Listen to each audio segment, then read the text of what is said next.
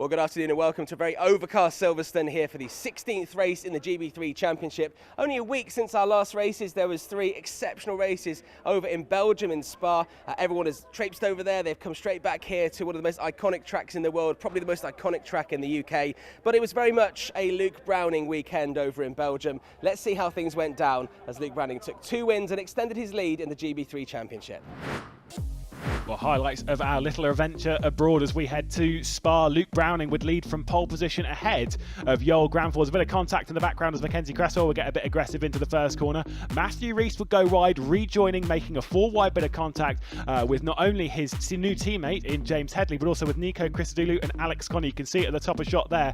It would be an instant retirement for Alex Connor for Nico Christodoulou and for James Headley. And then afterwards, Matthew Rees would receive a disqualification as well. Brandon Oxley straight down the inside of Cian Shields going through the final chicane, getting up into 4th position, looking very, very good. Both of the Chris Dittman racing cars all weekend so far. Same with the high-techs as well. Cian Shields trying to fight his way through, but it was the reverse, the other way around, as Bryce Aaron and Mackenzie Cresswell would make a little bit of contact into the first corner. Being squeezed off a little bit, Mackenzie Cresswell would lose his front wing and would have to return to pit lane. Javier Segura keeping the entire likes of Max Esserson and Tom Leben at bay as they would race their way through Lecombe and through Malmedy, and then Tom Leben would get his way around the outside of Javier Segura. He'd go straight on and skip the Lecombe chicane. That was important because it would give him a 1-place penalty, meaning that Tom Leben would end up finishing behind Javier Segura. Meanwhile, Luke Browning was just so dominant all the way through this race, winning it by about 6 seconds. Dominant out front, taking his 4th victory of the season and really grabbing the championship by the neck at the moment because he is looking so strong. He'd have pole position in the next race, and that's where he would lead from, but not for long because Brandon Oxley would take over the lead into the first corner. Meanwhile, the 2 Elite Motorsports cars were battling side by side up through Lecombe and up over Radion. Tom Leben taking over the position from John Bennett, as well as the 2 Arden Motorsports cars in the background. A bit of a moment for Brandon Oxley, who'd rejoined just ahead of all of this carnage. They were all trying to find their way through Malmedy, heading back down the hill, and it was a post-race penalty that was given to Yoel Granfors for squeezing him off. Behind those 2, though, look at this battle coming through. A bit of a moment as Bryce Aaron would get down the inside of Matthew Rees, causing contact, and then Javier Segura would get to the outside, coming through Speaker's corner. A little bit of contact would send Javier Segura off. Bryce Aaron would be in the middle of the track as his teammate would come through, and Cian Shields nearly getting into the back of him. Cian Shields, though, would be able to get past Alex Connor after Connor ran wide,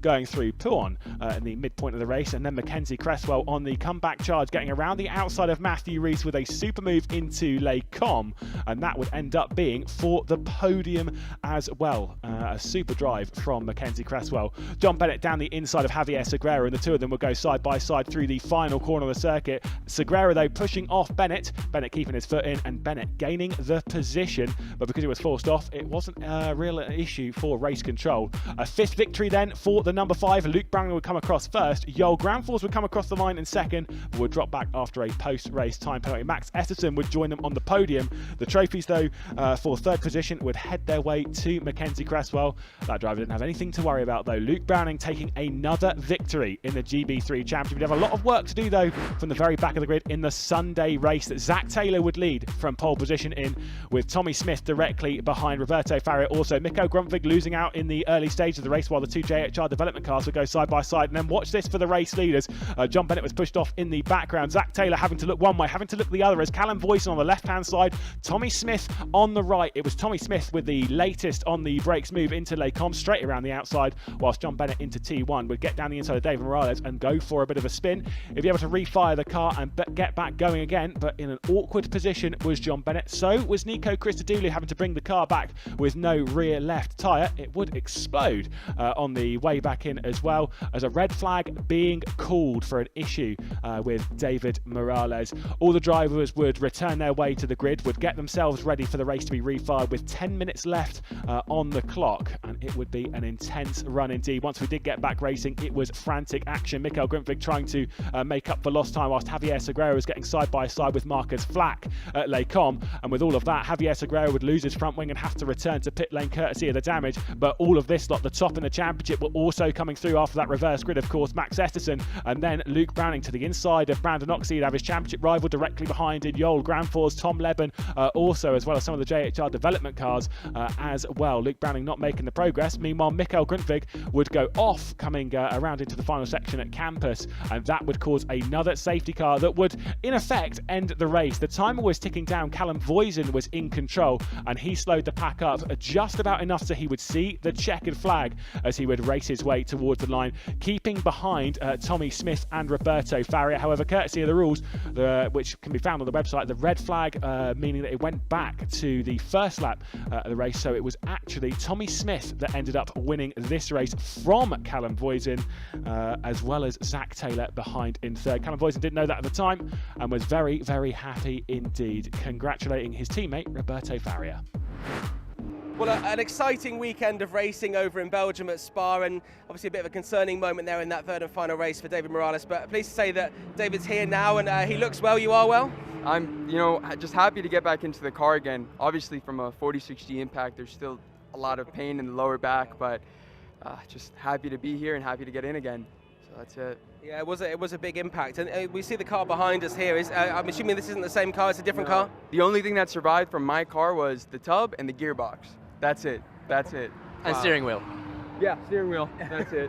So yeah. definitely. So obviously, massive shunt. It can put a dent in your confidence, or it can go one way or the other way. Really, you can either make you think, right, yeah, that's pretty much the worst case, so I can push on. Or how did it affect you going into this weekend?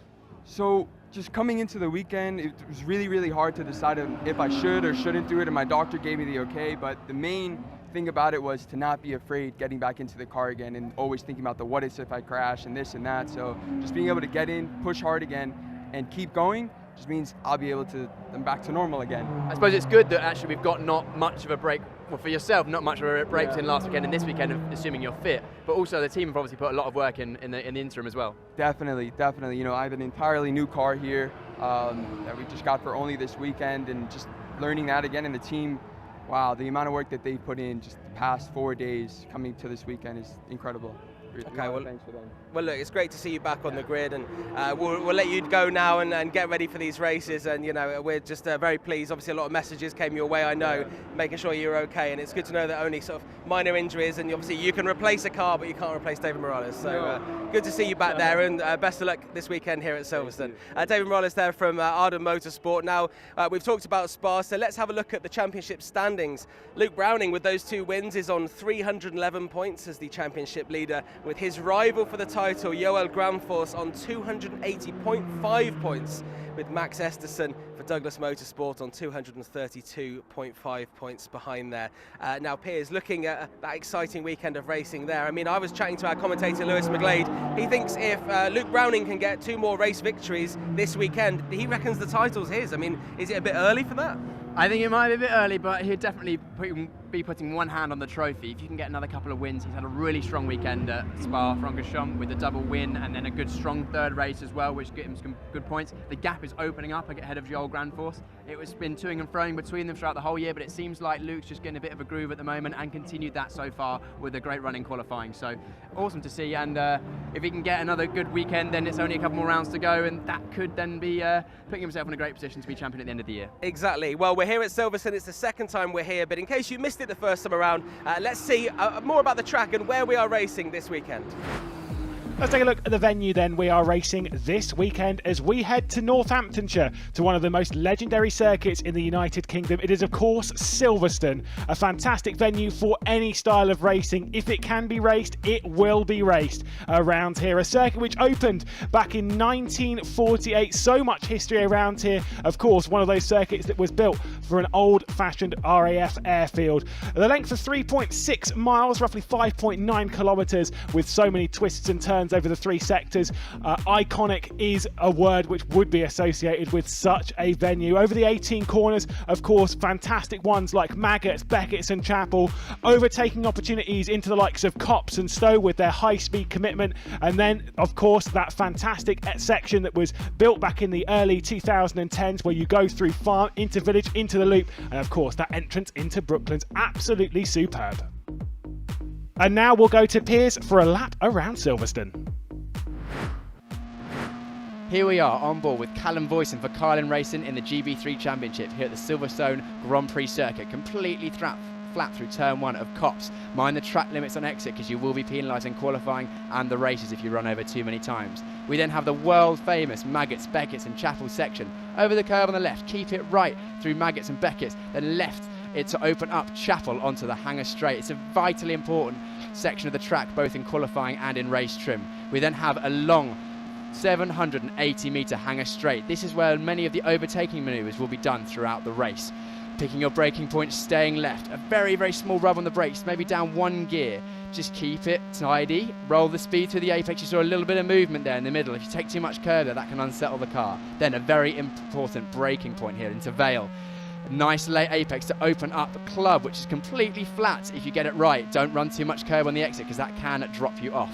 We then go under the new bridge and past the very famous wing along the Hamilton Straight, 500 metres as we charge towards Abbey Corner, completely flat out, even in the race. Then through Farm, and we're all about setting up through for Village here, very tricky braking zone, making sure that we brake nice and late and roll the speed to the middle of the very wide open corner. Then the awkward loop corner, which sets us up for the long run down the Wellington Straight.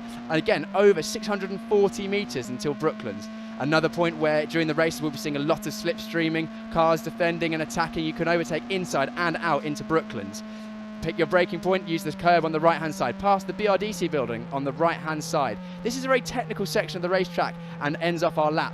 We then have the final corner. We'll see Callum trying to set up for a fast lap around this Luffield corner, very long corner, and the exit is very important, because even though it's the end of the lap, it's still 770 metres till the next corner. That's on board a lap with Callum Boyson. Let's see how he gets on in the next races. Well, I'm now here with the championship leader and pole sitter today for the first race here at Silverstone, Luke Browning from High Tech.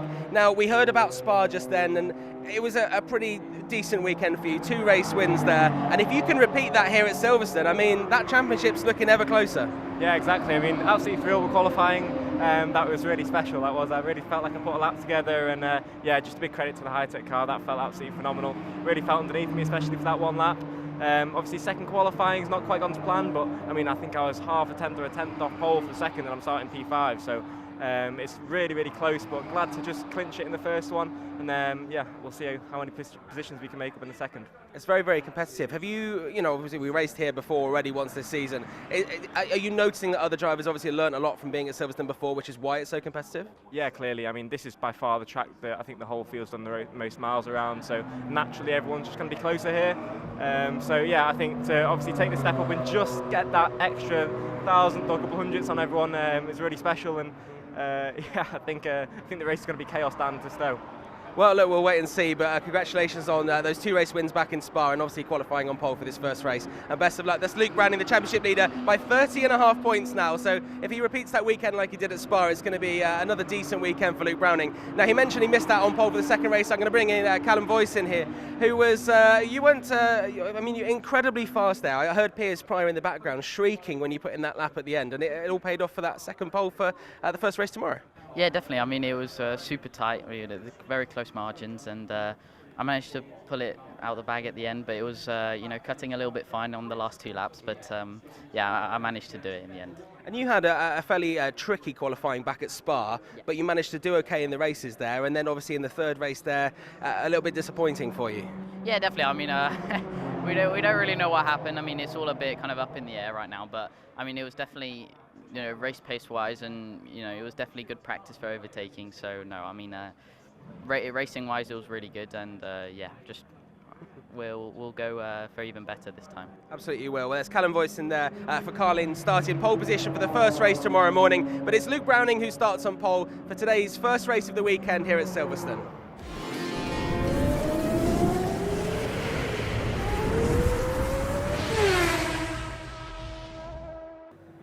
Well, welcome to the assembly area here. We're ahead of the first GB3 race of the weekend. You might notice we've got a slightly different grid order than when you expected from qualifying. You'll notice now that Callum Boyson, who was second, is now pole, and we have Joel Granfus, our second place championship person, is now in second place. Those high-tech cars, who Luke Browning, who put it on pole in both race 1 and race 2, unfortunately have incurred a technical infringement, and therefore will be starting from the back of the race, having been disqualified from qualifying. So that's a bit of disappointment for the high-tech team, especially Luke Browning, with it being looking really good with his championship lead and being so fast, and he was looking to extend that. It'll be very difficult to him to bring it through this massive field ahead of us. We've also got Carlin now, our first and third on the grid, so they'll be very happy with that.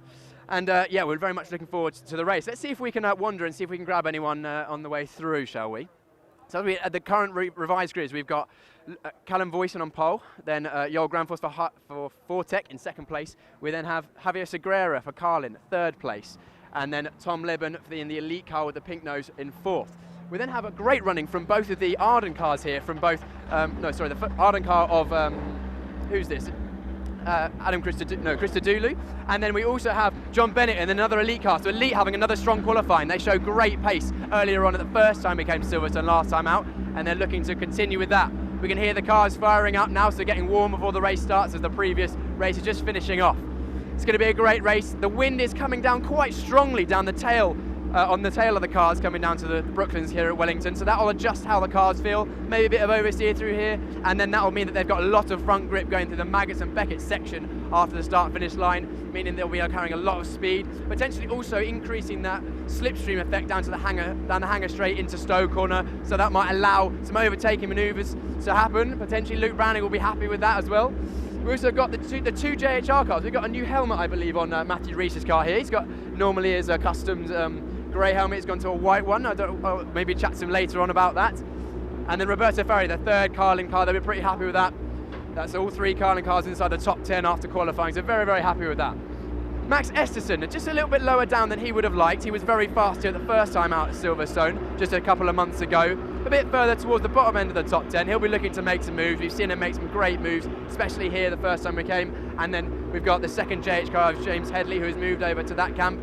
He's going to be in these green highlights. We'll look forward to him cutting through the field. I was actually lucky enough to be in a part of their debrief from qualifying, and it looks like we're going now. We're lucky enough to be in their debrief from qualifying, and they're working hard together to try and get some extra lap time, so maybe we'll see them come through the field. Right, I'm going to try not to get run over now. As we can see then, Arden cars and the hill speed of Nick Chilks coming through as well. Trying not to get run over. And then the final car is down the back of the field. We spoke to Brandon Oxley as well before this race. He was disappointed with his qualifying being a little bit lower down than he would have hoped. And then here we are, the final three high-tech GP cars who are very disappointed with being disqualified, unfortunately, from qualifying, but we'll see them move through the field. Those drivers, Luke Browning, Cian Shields and Bryce Aaron throughout the season so far, so we'll be keeping a close eye on them. We can now see the rest of the trucks going over to the grid, because the cars will drive out of the assembly area here onto the grid, form up so they know where they're starting, and then one rolling lap before we get the race underway. I'm very much looking forward to going and meeting Lewis in the commentary box, who I will hand over to now. Lewis, I'll see you in a moment. It's going to be a super swing in the championship, though. Joel Granfors, starting from that front row of the grid, been given a golden ticket in terms of the championship to really take over that top step, because the disqualification, as we will confirm with Piers when he runs his way back over to the commentary booth, the disqualification will mean that Luke Browning is starting from the back of the grid, not only in race 1, not only in race 2, but also in race 3 as well, because as a technicality, he hasn't then effectively set a lap time, and thus is not eligible for the reverse grid. As you can see them running, you can see the new colour as well on David Morales' car as well. Obviously, they were saying before, it was a new build, a new chassis in a sense. The tub's kind of the same, but slightly different. You also got the 12 for Chris Dittman Racing. That one is Ayrton Ori, who's just jumping in for his first round in GB3, as they're beginning the formation lap here and getting ready for a 10-lap race around the home of British motorsport. It is such a fantastic venue to go racing at. We love racing here, and I do have Piers Proud back in the commentary booth. I'm back with you. Here we go. Good effort, man. Back in the comms box. Good to be back, Lewis. So good. I'm so looking forward to this. I'm so looking forward. Also, we had Spa just last weekend. Fair enough. I know you couldn't join me for that one. Fair enough. But we just love this championship. It's so much fun. I've been looking forward to coming back. I was watching on in the wings, you out flying solo last weekend. You did an excellent job, but it's good to be back with you. Hopefully we can watch some excellent racing. Drama, though. Big drama. Oh, yeah, big drama. High tech. Like I said, that's going to be bad. I was saying it before, that because technically he's not set a time, surely he's going to be starting from the back in the third race as well. I would imagine so, actually. If you're because the word is disqualification from qualifying for a technical infringement. We'll have more details on that, I'm sure, as the day goes on. But that is a massive blow to Luke Browning's championship, because we were talking even just before, just after qualifying, that this could be a very strong race and a strong round for his championship. If he had 2 strong results in race 1 and race 2, that could be putting one hand on the trophy. But how much difference an hour makes. Well, I'll very quickly read you through the grid. It is Callum Voisin on pole position with Joel Granfors alongside. You can see here, it says Luke Browning and Tommy Smith. That is not correct. But yes, Callum Voisin and Joel Granfors with Javier Segura and Tom Leben on the second row. John Bennett then will move up into 5th position with Nico Christodoulou, 6th position for his best qualifying session of the season. Roberto Faria and Matthew Rees in 7th and 8th, with Max Esserson and James Headley inside the top 10. Alex Connor and Mackenzie Cresswell 11th and 12th. David Morales on his return, of course, alongside Nick Gilks, and those two raced an awful lot at Silverstone the last time we came here. Marcus Flack and Brandon Oxley, before we get to Tommy Smith, the most recent winner in the GB3 Championship, Mikael Grundtvig and Zach Taylor in 19th. Ayrton Ori will start from 20th, and then we have the 3 high-techs, Luke Browning, then Cian Shields, then Bryce Aaron. It's going to be a long, long weekend. It's going to be a damage limitation weekend for all of those guys. Luke Browning especially, having put it on pole, but even Cian Shields and Bryce Aaron, because they were not that far down on the grid. No. It's also actually excellent to see another driver on the grid with Ayrton Ori in the CDR team. Yes, yeah. and of course, for those who don't know, I mean, he is an experienced American racer, did take part in the 24 Hours of Daytona. In fact, it was in the LMP3 that qualified in 2nd place there. Unfortunately, they retired from the race, but either way, a fantastic pedigree. Got to say on this one, Joel Granfors is looking for the championship. Callum Voisin's looking to get himself back in it. Who would be your pick? My pick for this race win, it's very hard to choose, because Joel Granfors was excellent in testing. He was potentially the person to beat.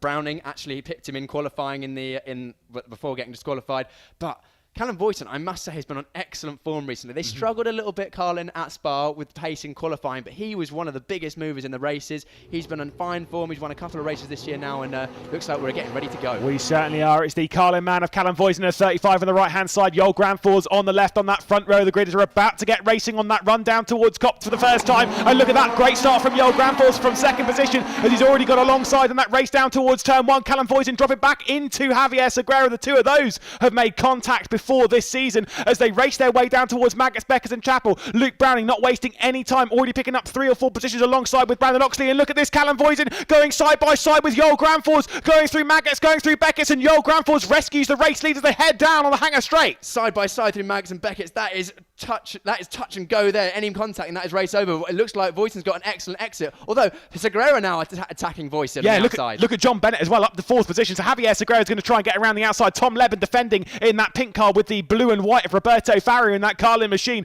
Looking back, there's Nick Gilks going side by side with Luke Browning, just trying to make up something. Marcus Flack runs a little bit wide. Javier Segura then up into 2nd position with Callum Voisin in 3rd. John Bennett having to worry about the 3rd Carlin car in that blue and white Roberto Faria, but Joel Granfors out clear. Man on a mission, wasting no time getting past Callum Voisin. He wants to make sure that he can get the biggest point advantage over Luke Browning as possible. He had a great start, very punchy in turn 1, and in the background, oh my goodness, Tom Leben looking down the inside as well. There's something in the background with Luke Browning trying to make a move stick on Mikael Grundtvig. Super effort. Oh, sorry, yeah. Bryce Aaron, number 4, going way too wide and picking up some of that curb and being sent up. John Bennett having to worry about Roberto Faria as they come down into the loop, into Village in the loop. But super stuff between them. But that was a big moment for Bryce Aaron. Still side by side. That's Max Esserson getting past. I believe that's Mackenzie Cresswell in the loop there. That's a really good move there.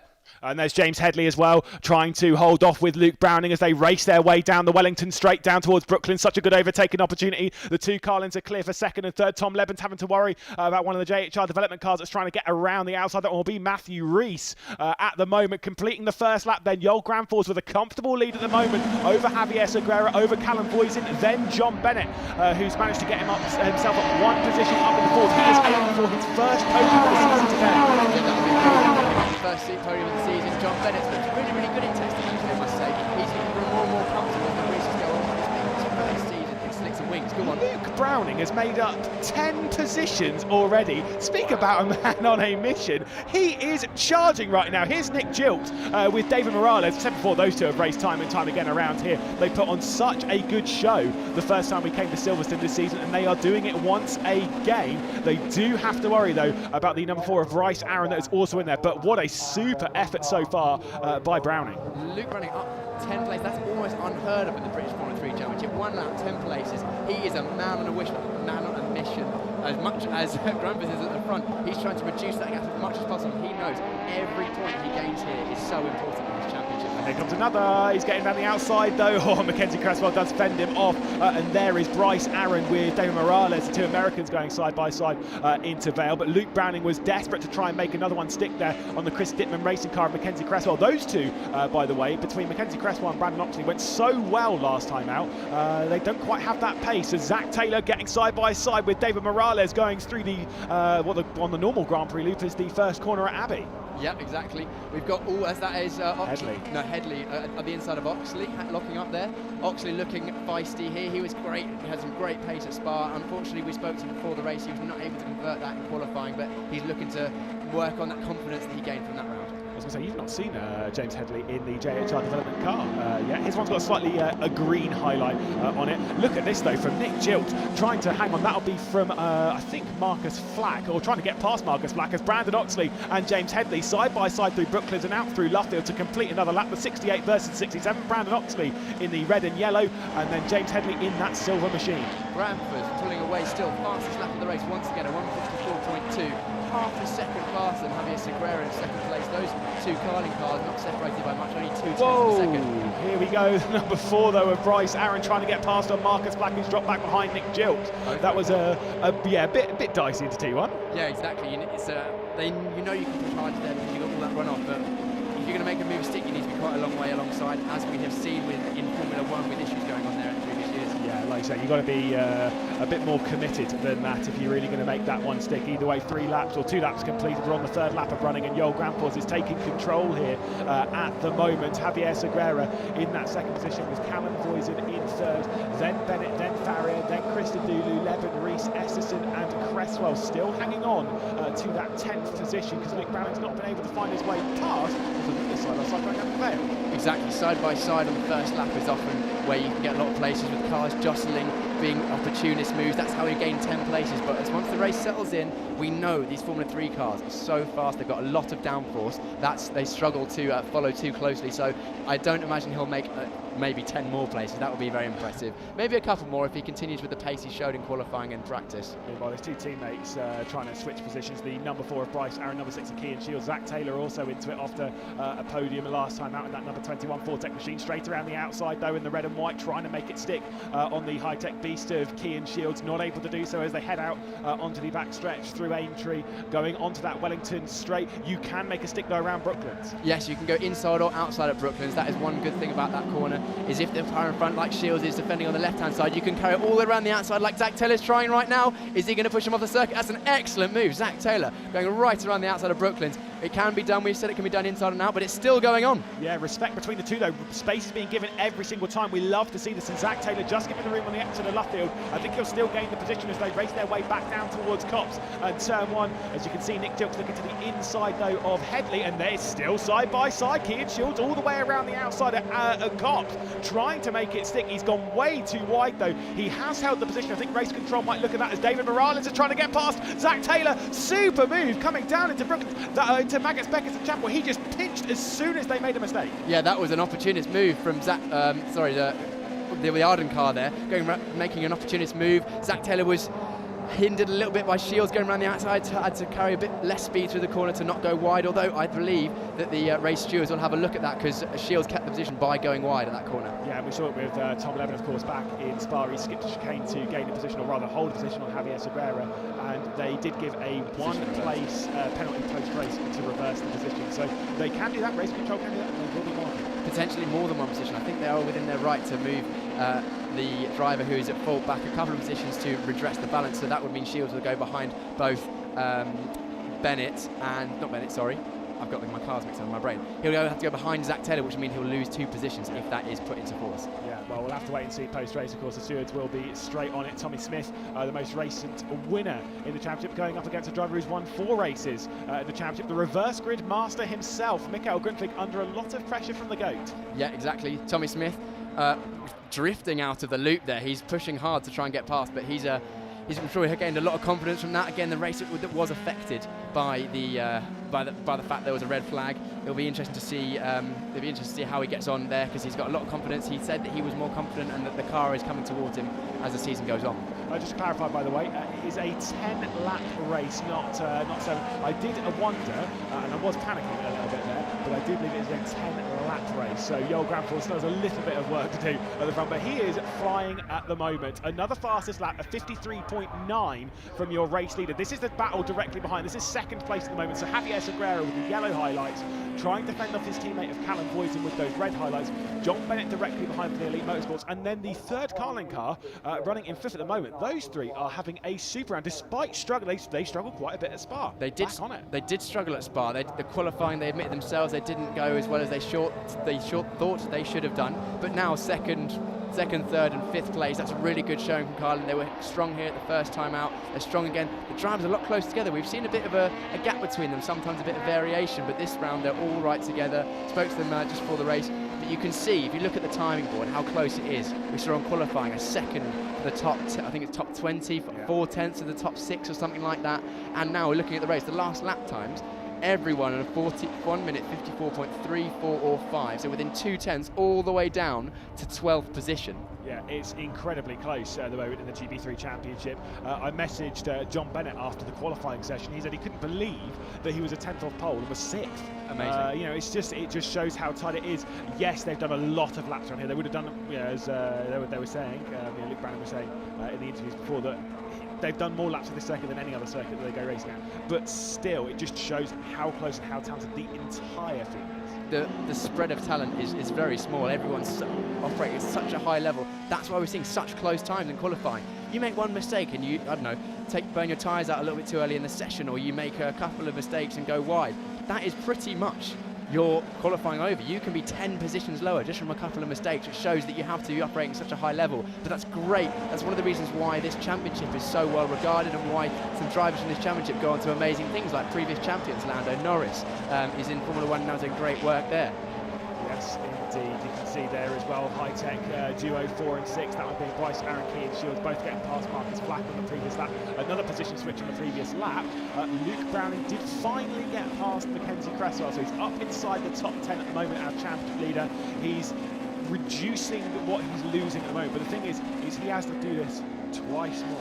Yes, exactly. Again, the reverse grid, he will be up with Joel Granfors, who will be starting at the back with him, but then they're effectively on an even playing field, having had the disparity in race 1 and race 2. So this is a damage limitation very much for Luke Browning. His teammate Kean Shields, I've noticed, gone a couple of times. He's gone wide at the exit of Copse, so he'll have to be careful on track limits, because too many offences and you will get a 5-second penalty. We saw that at the previous time we were at Silverstone. And we also saw it from Kean Shields at the previous race at Spa. Oh, of course. When we went racing in, I think it was the first race. It was the first. He took his podium away from him. Yeah, he finished in 3rd and then ended up being dropped back to 7th for track limit excursions.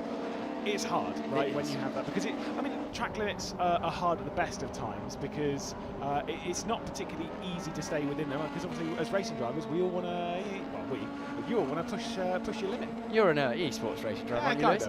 Yeah, but it is, as a racing driver, it's your job to exploit the tracks as much as possible to get as much time out of it, and often that means that the wider you can take the corner, the better. We've got Voisin around the outside of Segura into Brookers there. Sorry, I wasn't looking. And Roberto Faria, look at that. Roberto Faria trying to get down the inside as well. So these two have tried switching and have come back. In the background, though, you've got John Bennett trying to get around the outside, but Roberto Faria has importantly made up 4th position. So Roberto Faria up now position. So it's Carlin 2, 3 and 4 at the moment. Yeah. And now John Bennett just trying to hammer his way back. Look at this, he's trying to look to the outside of Copse, but it's a defensive line that Roberto Faria is taking. That was a super move from Faria, so late on the brakes. Both Faria and Voisin, almost carbon copies of the moves. Voisin went around the outside, got a great run in the slipstream, good exit from the loop, which allowed him to tuck in the slipstream. Segura with his new go faster haircut kept left-hand side, and then Voisin braking late, went right on the outside. We've seen that twice in this race already. Which shows that you can overtake both sides there. The two main overtaking opportunities at this track are into Brooklands down the Wellington Straight, and then this circuit, this straight here, the Hanger Straight with the big toe. I've got to say, someone who's really impressing me in this race. Yes, Callum Boys are getting up in second position, looking for a second consecutive second position as well after the Spa second place. Is Nico Christodoulou, 6th place at the moment. Christodoulou, absolutely fine, looking for a personal best result. Has finished 8th as a personal best before. This is absolutely spot on for the Arden driver, who again jumped in the championship a little bit late, missed the first few rounds, has come into it, but is coming into his own now. Yes, he has some experience in the slicks and wings, but not in the UK or Europe. He's raced a lot in America, so he's confident with how the cars work and how to work himself. But he's been working on a relationship with the team and a relationship with the car, making sure this car itself fits him and works with him. And I'm sure that the fact that he started late in the season has put him on the back foot a little bit. But he's actually, of the Arden drivers, more recently been the one that's showing the best pace, and they've been working well together. I know, of course, Morales had that big shunt, so the team have had a lot of work to do, but I know that Arden team are working well together, and it's helping Christodoulou having some great results at the moment. So he's showing that he's got some great speed, and potentially if he carries on to next year, he could be a real championship contender. There's a little bit of side by side. I think it's Marcus Flack, I do believe, and Kean Shields going side by side down into Brooklands. As we look back to, sorry, it's Max Esserton and Luke Browning. I'll correct myself. It's a bit further up. Max Esserton around the outside trying to hang on from Luke Browning. Now Esserton's struggling a little bit more around here. He's had great rounds. He's looked pretty fast, like at Donington Park. But Luke Browning, this is a tough test for Luke Browning to try and find his way past the number 42 Douglas Motorsports car, who we know is quick. Yeah, that blue Douglas Motorsport car ahead of Browning in this grey high-tech car. Esserton, it's interesting because he was so fast at Silverstone last time out. I believe he had 2 4th place or a 4th and a 3rd, something like that. I'm sure you can correct me with your big book of information. It's 4th and 4th. You're actually right. Look at I've got an encyclopedia in my head, don't you worry. Don't test me on anything else. But Esserton not quite having the pace. You see him dropping off the back of the JHR of Matthew Rees, that grey car just ahead. But he's now having to defend from Luke Browning. We know that Esserton can overtake well. He's a wily racer, so I'm sure it'll be hard to get past Esserton for Luke Browning. But he's got some amazing pace, and it looks like the pace of Browning is just a bit stronger at this stage of the race. Yeah, and Esserton's not exactly a nowhere in the championship, right? Max Esserton is 3rd in the standings. After the thing that I'm finding with Max Esserton is having a bad round, a couple of good rounds, a bad round, a couple of good rounds. He seems to sort of ebb and flow. It's not as if he's consistently, obviously, being brand new to the championship, sometimes it is a struggle to get into the rhythm. He's definitely got the talent, he's definitely got the potential. Exactly. When we're seeing the drivers that are doing the best this season, we've got Luke Browning, who's raced in this championship before in guest rounds. He's raced in Formula 4. He's raced in, I think, in Europe, in, I think, is it German and Spanish F3 or 4, sorry? And yes, stuff I can't remember if it's German, Spanish or German and Italian. Yeah, the drivers are the most experienced, much like Jarl Granfus as well. He was up there in the British Formula 4 Championship last year, so the drivers have got the most single-seater experience, are showing that they can deliver most consistently.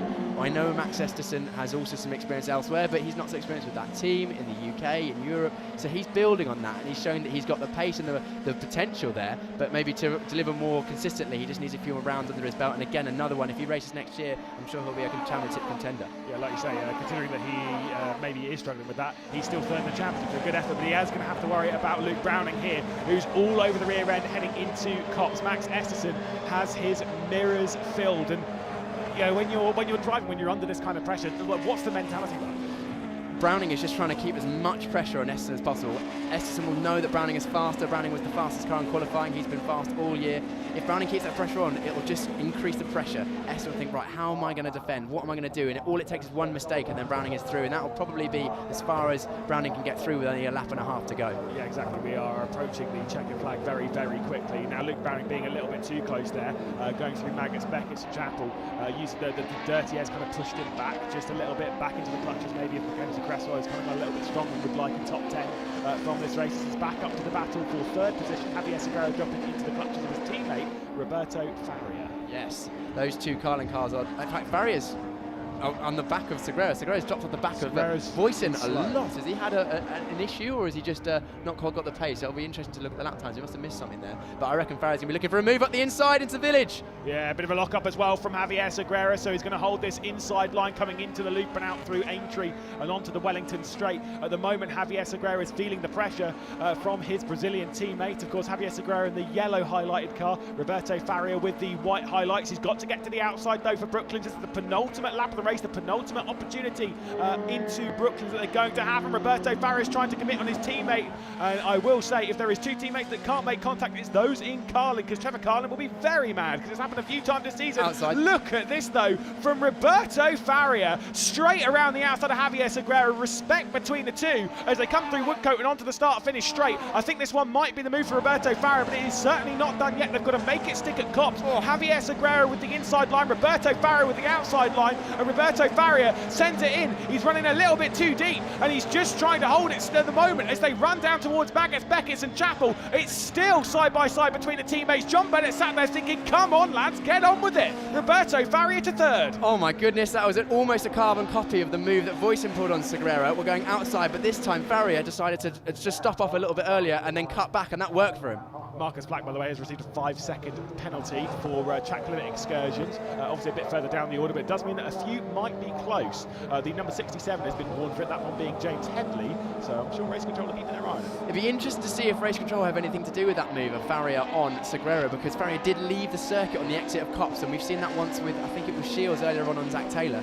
It'll be interesting to see what line the stewards take there, because will they see that the driver on the outside has been forced off the circuit, or have they left the circuit and gained an advantage? Because that is the wording in the rules. If they've gained an advantage having chosen to leave the circuit, then that place will probably be reversed. I will say Callum Boyden as well set the fastest lap of the race in the previous laps. He set the fastest first sector as well as he's charging up to the rear end of Yoel Granfors, who's coming into that final sector at the moment. As we'll keep our eye back on this battle for third. Roberto Faria, Javier Segura, John Bennett, Chris Adulu, Leben, Reese, they're all in this train at the moment, and Esterson and Browning have also just joined it at the rear, courtesy of them slowing down. But the final corner is going to await for Yoel Granfors, who's just coming through it now, has managed to clear away into the distance. He's not exactly had an easy run of it though, because Callum Boyce has been applying the pressure, and amazingly, and I couldn't believe this when I was reading it, but Yoel Granfors comes out of the final corner to win just his second race of the GB3 Championship here in round number 16, across the line, leading over from Callum Boyce at the moment. And who is going to come across in third? It is going to be Roberto Faria, and this time it should hold Javier Segura and John Bennett directly behind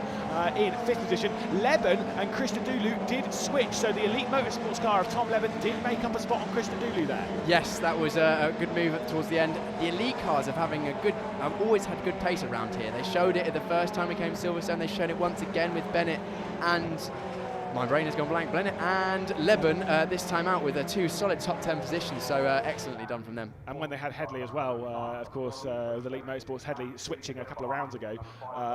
When he was there at Silverstone as well, looked very, very strong. But Yoel Granfors, isn't that amazing?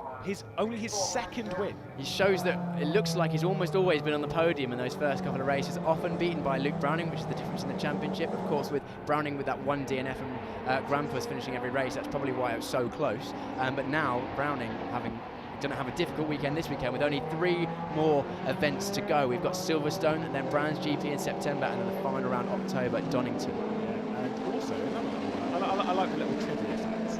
Please. This is the first time that Yoel Granfors has gone onto a podium and he hasn't turned one way or the other and seen Luke Browning. That is an interesting statistic. Thank you for that. Thank you. Thanks, I do try sometimes. That's the big book, mate. Just trying to help out. But Yoel Granfors does it again.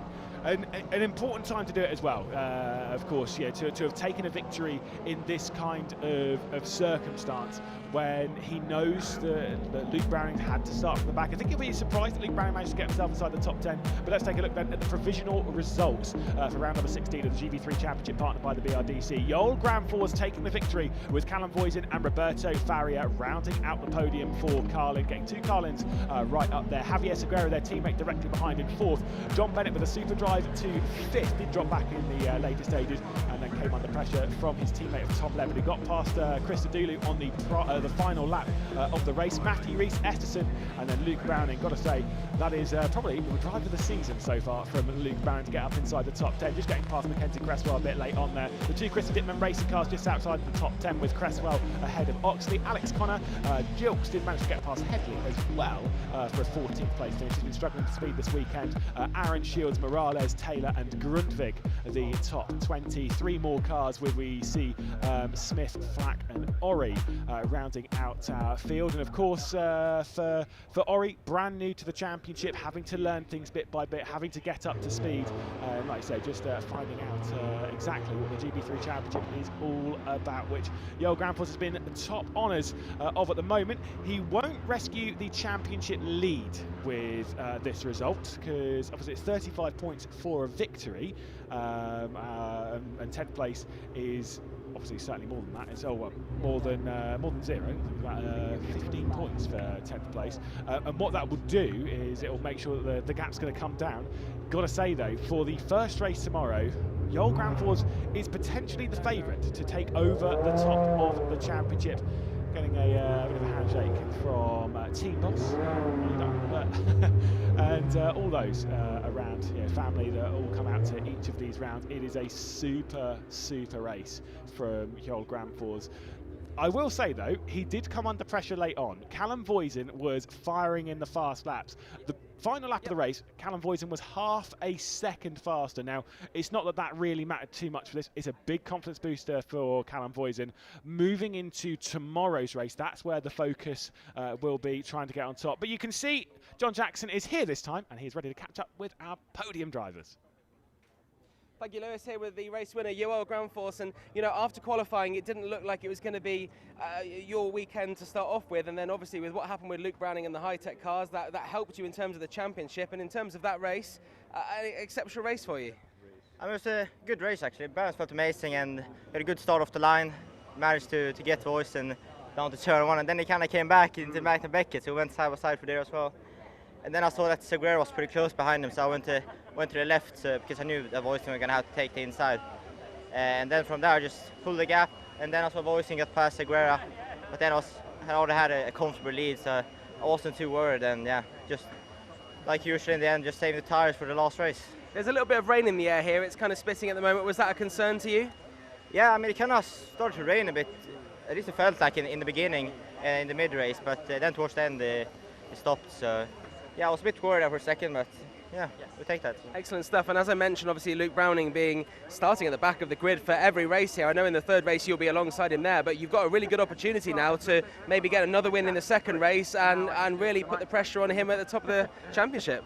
Yeah, if not overtake him. Yeah, I mean, hope we can just do as good a start in the next one and just have a great race in race 2 as well. And Joel, I've noticed that I think you've got family here. Are they impressed with what they've seen so far? I hope so. Yeah, if they're not your big fans, then no one will be. Joel Granfors, your winner for Fortec here in the GB3 Championship. We're going to grab some of the other drivers here. We're going to bring Piers Pryor in just a second, because I'm not entirely sure if third place will stay as third place. But let's just have a quick word with Callum Voisin first. If we can find Callum Voisin. Oh, he is over here. Okay, fine. Right, Callum, can I have a word? We've got to talk again. How was that race for you? Obviously, things changed with Luke Browning at the beginning there, between qualifying and that first race, and that benefited you, but couldn't quite keep Joel there.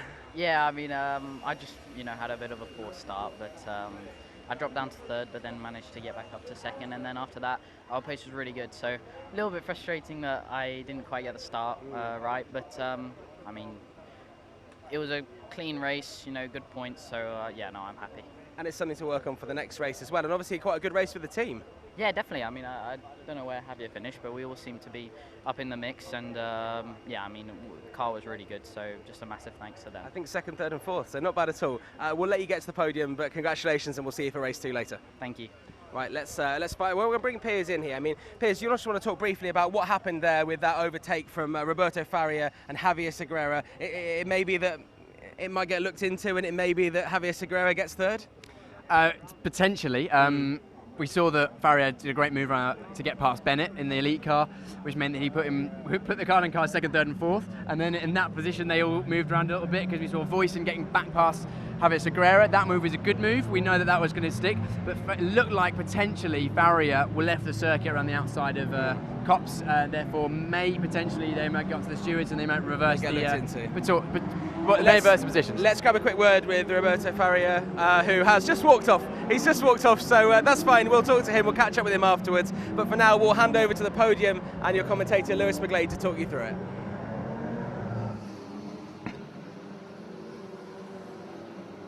Wow, a super effort from Luke Browning, from Joel Granfors. I'll get ahead of myself in a moment. Got to say, Luke Browning with that 10th place spot. I've done the maths. I do say never trust a commentator's maths. It is what it is, but I will try and fill you in as I do when we get to these podium bits. It'll be 315.5 points for Joel Granfors, which will be behind Luke Browning, who will be on 322 by 6.5. We'll see them come up onto the podium. And for Joel Granfors, it'll be yet another podium. He did have the one taken away from him at Spa. We will not forget about that. Of course, he did finish in second in the second race at Spa, but then had that one drop back to a 4th place finish for Contact. You see Piers Pryor down there as Carly's trying to get all the drivers onto the podium and ready to go. There's our little duo down there, of course, and you can see all the Carlin team.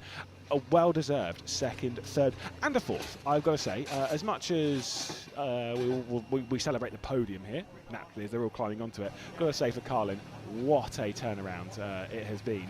For a 2nd, a 3rd and a 4th after a round where they struggled in qualifying. They had race pace. Callum Boyes improved that. They had race pace at Spa, but they just didn't necessarily have the qualifying speed, and it's what dropped them really back into the clutches.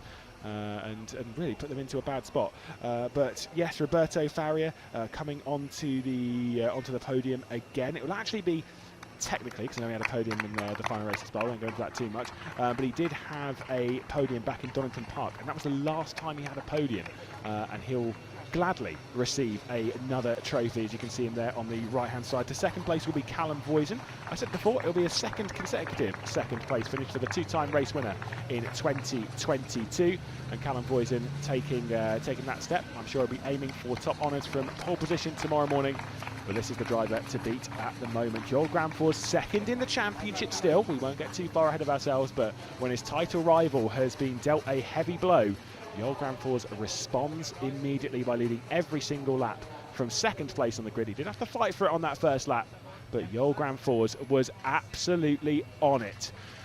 A super effort from the young Swede, thus proving his talent and ability and what he can really prove with the GB3 Championship partnered by the BRDC. We'll move into tomorrow's race though, and he'll have to do the work once again and from a bit further down on the grid. He'll be starting from 3rd. He'll be starting from that 2nd row of the grid tomorrow behind Tom Leben and Callum Voisin, who takes the double pole here at Silverstone. And like I say, you kind of wonder what is going to be possible for Luke Browning once again, who will have to start each of the races this weekend from 21st position.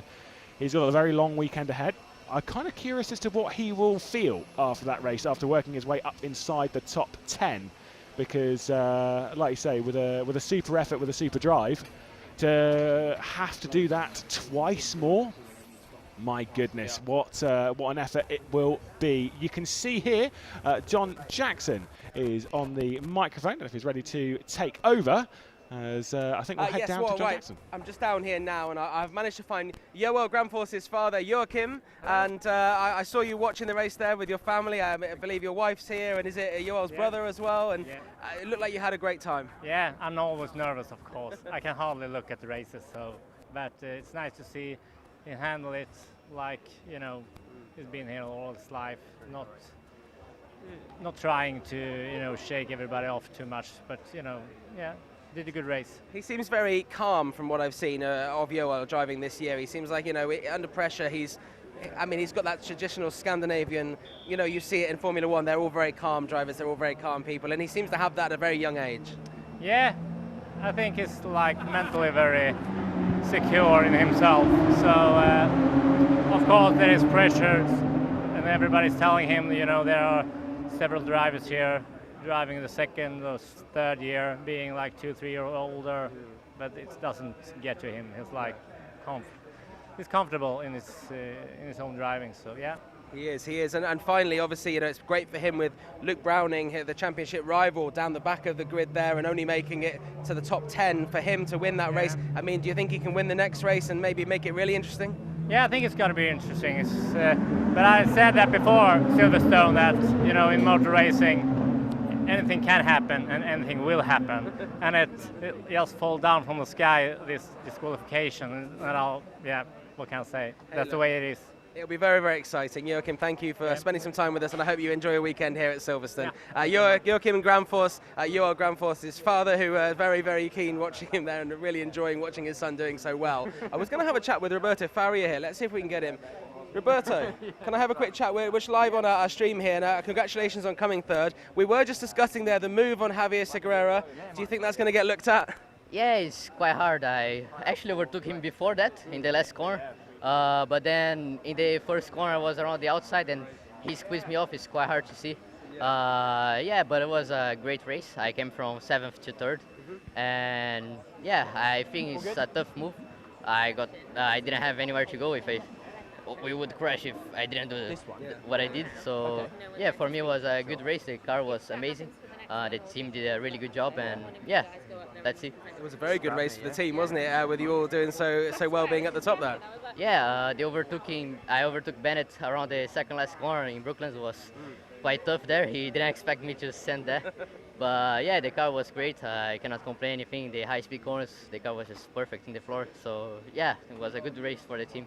Excellent. Well, congratulations, and we'll wish you luck for the second race, which is first thing tomorrow morning around about 9:30. And I'm sure that'll be looked into, and we'll see where your final position is. But I'm sure you're hoping it's third. Roberto, thank you very much. We're going to chat to Luke Browning now, who Piers has gone and found. Now, Luke, we've not spoken since the sort of disappointing news that you started down the back there. Having said that, I mean, watching that race, you did exceptionally well to overtake so many cars so quickly. Yeah, I mean, the car was quick, as we proved in quali. Just so unfortunate, what happened there. I mean, if you can imagine, I'll give a bit of explanation into it for everyone at home. Long story short, it was like a protector for the wooden plank, and it wasn't manufactured at the time the cars came out to start off with. And obviously it's something that we were asking for, we wanted, and we couldn't end up getting it because there was a lack of parts, and then so we didn't have it on for this round. I think it's only just come back in stock or something, and then a team down there's protested us. So it was one of them things that just completely out of our control, really. I think it's such short notice but important thing is it wasn't a performance gain, as we showed our true pace there, we can get through the field just as we want to. These things are never meant to be easy, but obviously it must be painful for you to see Johan Granfors winning that race when obviously you did very, very well, but you still didn't make up enough places to be really getting enough points. No, he clearly deserved the race. Joel's a very good racing driver, and I've seen that throughout the year, and it's expected that he can optimise his pace like that. Obviously I've got good ties with the Fortec team from the past, so it's it's always bittersweet in these sort of situations to see them doing well. But it's a positive race for us coming through the field, and hopefully we'll do it again. How is this changed your approach to the weekend? Are you just going to go maximum attack? Are you going to make sure that is it damage limitation? How are you approaching it going forward? Yeah, I think damage limitation, just get through as many people as possible, really. Really feel like at our start nailed there, and just trying to find where people aren't, find the gaps, and try and not get taken off. It's like a reverse grid race for all 3 races. If anything, it's a little bit of practice that we needed throughout the season. So. It's nice to make light heart of it. Obviously, it's gutting seeing the points disappear like this, especially when it's out of my control. But we'll optimise what we're doing, and I think we're working well together as a team, and we'll see how we get on. Well, I have to say, Luke, we've been very impressed, and I know that Lewis and Piers are very impressed with how you've taken it and how you've just got on with your job, and you've done so well there to make up those places. So best of luck for the second race tomorrow morning, and the reverse grid race, where I guess you're used to being at the back for the reverse grid race at least. So it's nothing new there. Yeah, exactly, and you never know. If anyone from the past has watched me in the past, it looks like there's going to be a little bit of rain tomorrow, so you might see some sparks. There we go. Luke Browning promising some sparks. Thank you very much. Fighting talk from Luke there. Luke in the High-Tech. If you're just joining us now, High-Tech's cars were disqualified from qualification, as Luke explained there. Good to get a bit of an explanation there. And it sounds like it was one of those things that, it wasn't them trying to be sneaky or anything like that. Like, I know teams are always trying to get the upper hand and push the rules. It just sounds like something that was just a bit of an error and a part that wasn't allowed. Of course, all these teams up and down the grid, their sole purpose is to make those cars go as fast as possible. And there are so many different regulations to control how the cars are built, how they're made, how they're produced, how they're run. And the teams want to push the boundaries. They want to make sure that they are optimizing every single area. And sometimes they push it too far. It sounds like in this instance, it's actually unfortunately just a parts issue or just something that is very insignificant on the car. But unfortunately, the championship needs to make sure that all the cars are run exactly the same to make sure it's fair, because that's what we know this championship to be. It needs to be fair, it needs to be close, and that's why people keep coming back. It's so close. We saw in qualifying, I think it was 2/10 would have seen you down 5-6 positions, 1 second, 20 places or something stupid like that. And in the race, everyone, you saw them all along train. And those margins are so fine, so they need to control things tightly, which is why, unfortunately, it's hurt high-tech team this time, and Luke especially in this championship race, but he'll come back from it. He's shown that he can bounce back from setbacks like this and be resilient, and with a plus, I think a plus 11 place in that race, which is probably the most we've seen all year. And if he can do that 3 times, then he will have limited the damage as much as he can. I was going to say, let's walk and talk. A couple of people that I was very impressed with as I tried to avoid being run over by. No, it's not the same car I got run over by before, is it? No. Right, so Nico Christodoulou, I know you mentioned in commentary. Very good to see Nico Christodoulou come in and impress, you know, because he only joined the championship halfway through. Yep. And he's looked very strong. And for me, it's seeing the progress of these drivers coming in and maybe, you know, struggling to get to the car at first, because it is usually quite a large jump up into what they've driven already. And also David Morales, who, you know, we talked about with David about getting back in the car and how important it was after that crash at Spa to make sure he's back in the car and he's getting his confidence back. And, you know, he was absolutely throwing some moves out there. Absolutely. Let's walk and talk. Let's walk and talk. So he was, David Morales, again, a massive shunt at Spa. He's bounced back really quickly. The team had done so well to get the car back ready just a few days afterwards, effectively. So they basically rebuilt a car in effectively what is 3 days to be out and testing on Thursday. He's done so well to then come back. He was fighting, racing again. We spoke to him before the race. He said that he's still suffering with a little bit of lower back pain because that shunt, 46G, that is massive. Yeah, that's when you think about it, 1G is what we're standing on now. The Formula 1 cars produce about 6G. He's gone like 7 times that, which is mental when you think about it. Should we talk about Javier Segura? Yes, absolutely. Yeah, he was. I was going to say he was talking about his lower back problems. I'm not surprised, David Morales. Javier, that was a very intense race. Great for the team. And I mean, how do you feel about that move towards the end there? Yeah, well, I think start was mega, and I think the first half of the race was quite good. Just struggled towards the end. And yeah, full respect to my teammates, and I think it's a good result for the team, but yeah, it was you know, questionable move into Cups. So you think if it gets looked into, which it will be, you may have a good point to get that place back? Well, I think, yeah, we did a fair job keeping me on track, and I think the respect was there. Yeah, I don't know what's going to be the outcome, but yeah, surely, well, it will be investigated, yeah. When you and Roberto do speak to each other, obviously, you know, he speaks Portuguese and you speak Spanish. Do you just converse in English, or what's the language? I've always wondered if you're having an argument, what language you're using? No, it's English and Carlin, everything, yeah. English, okay, good. Yeah. Well, Javier, we'll wish you the best for the next race tomorrow morning, and we love the new haircut as well. All right, good. Javier Segura there from Carlin. Piers just told me about Javier's hair quite a lot, and actually that was my first experience of it, and I have to say, you know, if you want to go faster, haircut, get rid of all the hair. Should we grab Ayrton? Yes, let's see how Ayrton Ori was getting on. Ayrton, first race in the GB3. Let's get run over here. Yeah, sorry, there's cars everywhere. You go, Piers. Ayrton, first race in the GB3 Championship. How was that for you? Not the best. Wish I could have done a bit better. Got a bad start, and hopeful. Just got to study and be better for the next race. Great. And what did you find it was different to any racing you've done before, or talk us through the race? A lot more competitive than any other race I've ever done. You know, as soon as it went green, also I was weaving, and I was just trying to catch up. But you know, I just gotta study data and video and just really focus in. And you've got 2 great teammates as well, Mackenzie and Brandon, who are going to help you out with that. But well done, good luck in the next couple of races. Great to see you out in the championship. I've just got a question for you, by the way. Did you feel a little bit worried that the championship leader was starting behind you? Because that must be quite daunting in your first race. It wasn't too bad. I mean, he was kind of behind me before the first corner even started. So, no, I wasn't too daunted. I mean, I've had battles with championship leaders before, and I've been able to hold my own. So, yeah, just just gotta get better for tomorrow. No, look, me and Piers have literally just been talking about the North American drivers and how some of them have come in, and Nico Christodoulou came in halfway through the season, and actually the progress he's made and we've seen just doing our jobs has been great. So I mean, it's your turn now to step it up and get quicker. And you said that you got a second quicker every day, so we're expecting a second quicker tomorrow, all right? Absolutely. Okay, good. Well, Ayrton, we'll hopefully see you tomorrow in a second quicker and further up. Thank you very much for chatting to us. Piers, I believe that's pretty much it. I've had a little scout round for drivers, but another really exciting race, and I think Silverstone always throws up exciting races, and we do have the GB4 race coming up. It's the first one of the weekend a little bit later on. I mean, that's also going to be a fairly crazy race with Max Maserati, double pole position this weekend in the first two races, championship leader Nicholas Taylor down the field, so that's well worth tuning into. So that is a little bit later on today. You can find out all the times online. In the meantime, make sure you're following the GB3 Championship on all the social pages. That's where you'll get the most information. We hope you enjoyed this broadcast, and if you joined us halfway through, you can rewind and watch it again. We'll see you a bit later for GB4.